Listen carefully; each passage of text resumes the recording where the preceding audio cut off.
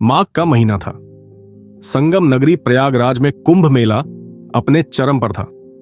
लाखों श्रद्धालु गंगा में डुबकी लगाने और पुण्य अर्जित करने आए थे। चारों तरफ भक्ति का माहौल था। पर इसी भीड़ और श्रद्धा के बीच एक ऐसी घटना हुई जिसने कई सवाल खड़े कर दिए। यह कहानी है सलीम की, एक साधारण इंसान जो नफरत और झूठ के तूफान में फंस गया। सलीम एक 28 वर्षीय युवक एक छोटा सा चाय और स्नैक्स का स्टॉल चलाता था। वह गोरखपुर का रहने वाला था और अपनी मेहनत से अपने परिवार का पालन पोषण कर रहा था। इस बार उसने कुंभ मेले में अपना स्टॉल लगाया था ताकि वह अलग अलग जगहों से आए लोगों से मिल सके और अपनी रोजी रोटी कमा सके। सलीम, भैया आपकी चाय तैयार है, लीजिए गर्मा गर्म चाय और साथ में समोसा। सलीम का स्टॉल धीरे धीरे लोगों के बीच लोकप्रिय हो रहा था।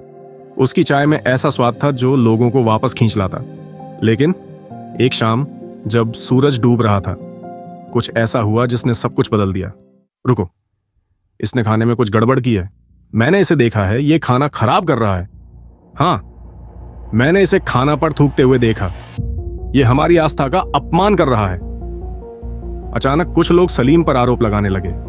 भीड़ में अफवाह फैलने लगी कि सलीम अपने खाने में कुछ मिलावट कर रहा है। सलीम, ये आप क्या कह रहे हैं? मैंने ऐसा कुछ नहीं किया, मेरा खाना बिल्कुल साफ सुथरा है। लेकिन भीड़ में से कुछ लोग जोर जोर से चिल्लाने लगे। उनकी आवाज ने बाकी लोगों को भड़काना शुरू कर दिया। स्थिति बिगड़ने लगी थी।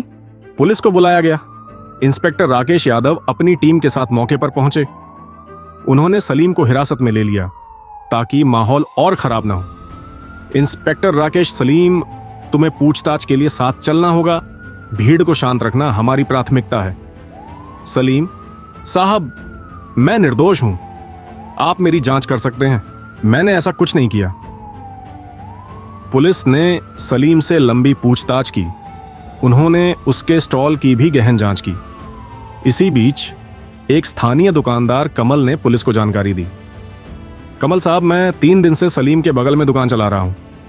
मैंने इसे कभी कुछ गलत करते नहीं देखा। यह बहुत ईमानदारी से काम करता है। कमल की बातों से पुलिस को शक हुआ कि शायद यह आरोप झूठा है। इंस्पेक्टर राकेश ने पास के सीसीटीवी फुटेज की जांच करने का फैसला किया।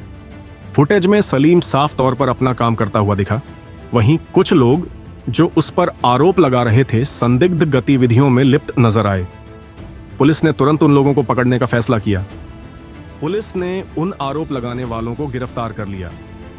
पूछताछ में उन्होंने स्वीकार किया कि वे केवल माहौल खराब करना चाहते थे। उनका मकसद नफरत फैलाना और त्योहार की शांति भंग करना था।